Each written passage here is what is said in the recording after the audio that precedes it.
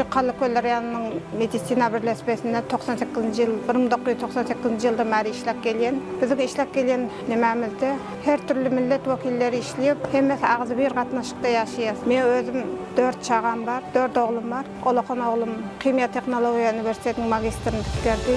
İkinci oğlum medisina uçilişesini bitirdi. Üçüncü oğlum hazır ekonomikta ikinci kursa geçiyor. Dördüncü oğlum mektepte okuyor. Baktılı şanrakta yaşıyor. İşlep atan kardeşlerimizin hemmesi ağzı birlikte türlü millet vakilleri, Özbek, Qaraqalpaq, Qazaq. Şonda da bir temiyan nemesi alıp olup ağzı birlikte yaşıyor.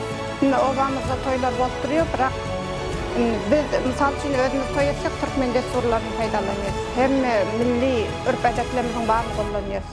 Biroq qo'shnilarimiz bilan qatnaşanda şol Qaraqalpaq nemeleri bilan qatnaşıyoruz. O hiç kim bizde millet ayırmıyor. Men her günü işe gelene, tazeden işe gelene ne alıp sezinyen özüme. Her ismine şey tayarlanıp gelyen, tazeden gelene alıp olup.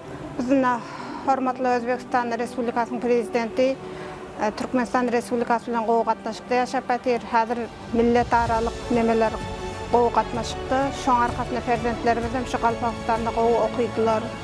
Hemmesi bilim alyp atýarlar. Özbekistan Respublikası prezidentine minnetimiz çeksiz. Prezidentlerimiz şu ýerde okup bilim alyp atyr. Gelecekde de şu çağalarımız olakan Özbekistana löş goşýan prezident bolup ýetişigine arzuwnamyz. Bütün respublika halkyny öňümüzdäki Mustaqillik ýylynyň 35 ýyllygy bilen gutlaýan.